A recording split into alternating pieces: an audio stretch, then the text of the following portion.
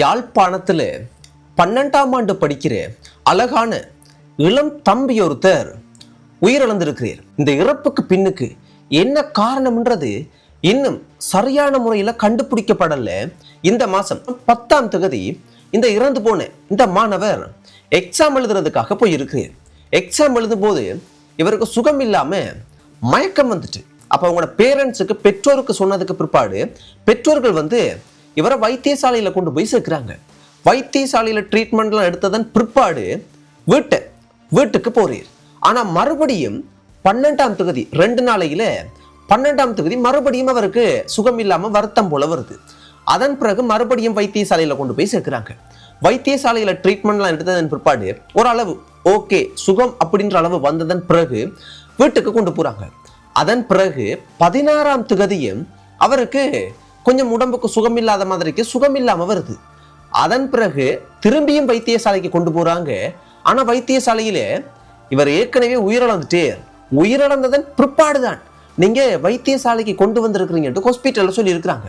அப்ப அவங்களோட பெற்றோர்கள் குடும்பத்துக்கு பெரிய அதிர்ச்சி. இறந்து போயிட்டு இருந்தோன்னு என்ன செய்யறது ஏது செய்யறது ஒன்றுமே புரியல.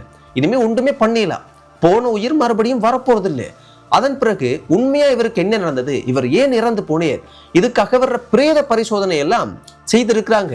ஆனா சரியான காரணம் கண்டுபிடிக்கப்பட இல்லை. சில மாதிரிகைகளை கொழும்புக்கு அனுப்பி இருக்கிறாங்க. இவர் ஏன் இறந்து போனேர், இதுக்கு பின்னுக்கு இருக்கிற விஷயம் என்னன்றதுக்காக கொழும்புக்கு அனுப்பி இருக்கிறாங்க. உண்மையாகவே இவர் ஏன் இறந்து போனேர், இதுக்கு பின்னுக்கு என்ன இருக்கு, இதுல ஏதாவது மோசமான சில விஷயங்கள் எதுவும் நடந்திருக்கா, என்ன ஏதுன்றது விசாரணை நடக்குது. இப்ப இந்த சமுதாயத்துல ஏன் இறந்து போறாங்க, என்ன காரணம், என்ன நடக்குது, எதுவுமே புரிய மாட்டேங்குது சொந்தங்களே. இவருக்கு வயசு 19 வயசு. யாழ்ப்பாணத்துல கந்தர் மடத்தை சேர்ந்த ஒரு இளம் நபர் தான், ஒரு 12ஆம் ஆண்டு படிக்கக்கூடிய மாணவர் தான் இறந்து போயிருக்கிறார்.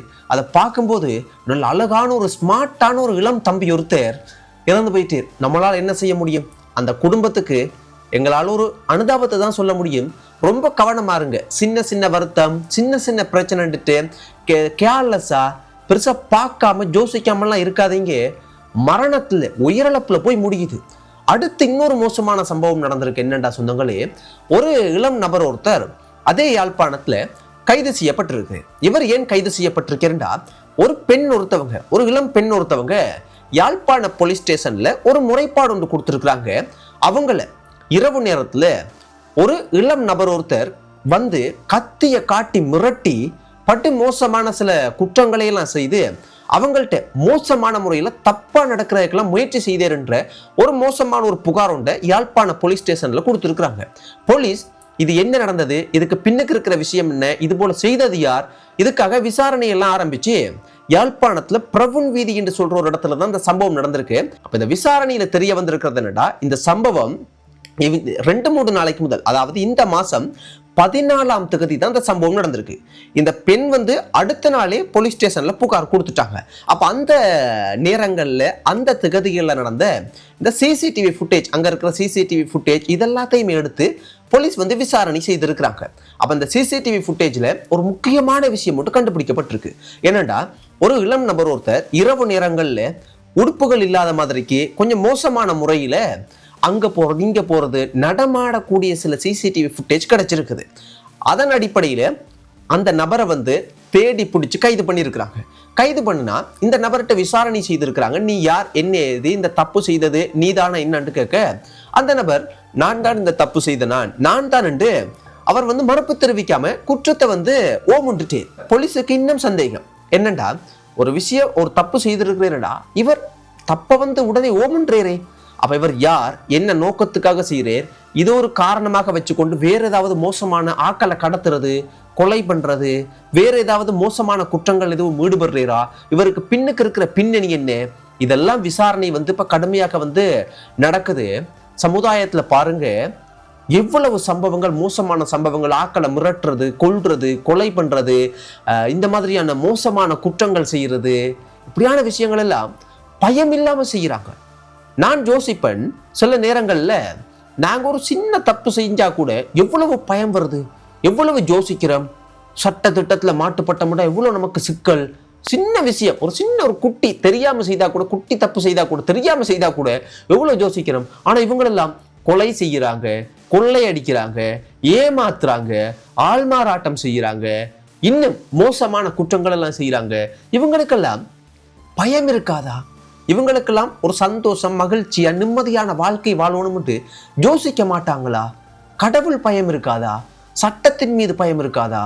அவங்களோட அம்மா அப்பாக்கள்ற பேர்களை கெட்டு போகாம வாழணும், நல்லா வாழணும், இது போல எல்லாம் இருக்காதா?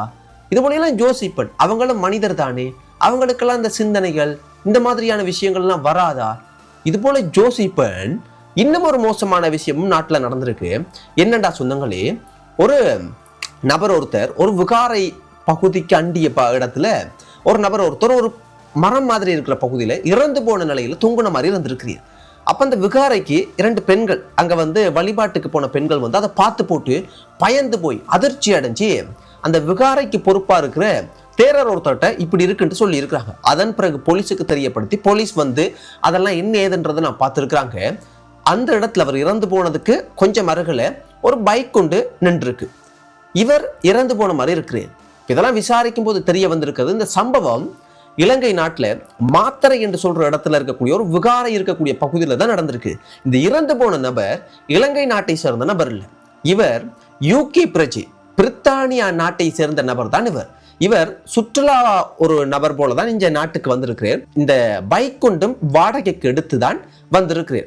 இவர் வீசாவும் எல்லாம் சோதனை செய்து பார்த்தா வீசாவும் இவருக்கு முடிஞ்சு போயிட்டு. இவர் என்ன காரணத்துக்காக இவர் இது போல தப்பான ஏதாவது முடிவெடுத்து இறந்து போயிட்டீரா, இல்லைண்டா வேற யாராவது கொலை செய்து போட்டு செட்டப் பண்ணி இது போல வச்சிருக்கிறாங்களா, இதுக்கு பின்னுக்கு இருக்கிற பின்னணி என்னண்டு அந்த தேரர் இன்னும் சில அவர்கிட்டையும் விசாரணை செய்து கடுமையான விசாரணைகள் எல்லாம் நடக்குது சொந்தங்களே. ஆனா இதுல நாங்க கவனிக்க வேண்டியது என்னடா, இலங்கை நாட்டுல மர்மமான முறையில நம்ம சந்தேகம் பட முடியாத அளவுக்கு வித்தியாசமா இறந்து போற சம்பவங்கள் அடிக்கடி பார்க்க கிடைக்குது. அதனால ரொம்ப கவனமா இருங்க. இந்த இறந்து போன நபரினுடைய வயசு 52 வயசு. இன்னும் ஒரு இதை விட மோசமான விஷயம் ஒன்று பார்க்க கிடைச்சது. ஒரு பாடசாலையினுடைய பெண் அதிபர், அவர் மீது போலீஸ்ல ஒரு முறைப்பாடு ஒன்று கொடுக்கப்பட்டிருக்கு. ஒரு தந்தை ஒருத்தர் கொடுத்திருக்கிறார். என்ன முறைப்பாடு என்று பார்க்க போனா, இந்த முறைப்பாடு கொடுத்த தந்தை அவர் பிள்ளை ஒருத்தவங்களை அந்த பாடசாலையில குற்றம் சுமத்தப்பட்ட அந்த பெண் அதிபரினுடைய பாடசாலையில சேர்க்கிறதுக்காக போயிருக்கிறேன். அந்த பெண் அதிபருக்கு இந்த தந்தைக்கும் இடையில ஒரு உரையாடல் ஒன்று போயிருக்குது. அந்த உரையாடல்ல அந்த பெண் அதிபர் என்ன செஞ்சிருக்காங்கடா, பிரின்சிபல் இந்த இவங்களை ஸ்கூல்ல சேர்க்கிறதா இருந்தா ஒரு லஞ்சம் விட்டு கேட்டிருக்கிறாங்க. அந்த லஞ்சம் காசோ இந்த மாதிரி பணமோ பொருளோ அது இல்லை. இந்த பெண் ஆசிரியரோட ஒரு தவறான தொடர்புல ஈடுபடுறதுக்கான முயற்சியா தான் அவங்க ஒரு லஞ்சமா கேட்டிருக்கிறதா அதுல அந்த குற்றம் அந்த தந்தை போலீஸ்ல கொடுத்துருக்கு. ஆக மொத்தத்துல ஸ்கூல்ல ஒரு படிக்கிறதுக்கு ஒருத்தவங்களை கொண்டு போய் சேர்க்க போனா லஞ்சம் கேட்கிறாங்க. அந்த லஞ்சமும் எப்படியான லஞ்சம், இது விசாரணை நடக்குது. உண்மை என்ன பொய் என்ன, இதுக்கு பின்னுக்கு வேற ஏதாவது சிக்கல் இருக்கா, பிரச்சனை இருக்கான்றது விசாரணை முழுமையா நடந்து முடிஞ்சதுக்கு பிறகுதான் தெரிய வரும். ஆனா என்னென்னலாம் நடக்குதுன்னு பாருங்க. சமுதாயம் எப்படி மாறி இருக்குன்னு பாருங்க. தலைகீழா மாறி அங்க இங்கெல்லாம் கிழிஞ்சு தொங்குது. ஒன்று மட்டும்தான் நான் சொல்லுவேன், நானும் தான் நீங்களும் தான். ரொம்ப ரொம்ப கவனமா நாங்க வாழணும். சமுதாயத்துல மனிதர் என்று நாங்க நினைச்சு கொண்டு வேற யாரோ ஒருத்தவங்களோட தான் நாங்க வாழ்ந்து கொண்டிருக்கிறோம். நம்பி யாரோடையும் கதைக்க இல்லை, பழக முடியல, ஒன்றுமே செய்ய முடியல. யார் நல்லவங்க யார் மோசமானவங்க, என்ன நோக்கத்தோடங்களோட பழகுறாங்க, என்ன நோக்கத்தோடங்களோட ஈடுபடுறாங்க, என்னென்ன ரூபத்துல வாராங்க, ஒன்றும் புரிய மாட்டேங்குது. ரொம்ப அவதானமா இருங்க. சமுதாயத்துல ஒவ்வொரு நாளும் நாங்க கடந்து போகும்போது நடக்கிற விஷயங்கள் படு பயங்கரமா இருக்கு. பயப்பட தேவையில்லை. அவதானமா கவனமா ரொம்ப கவனமா இருங்க. இதை தான் சொல்ல முடியும். பாய்.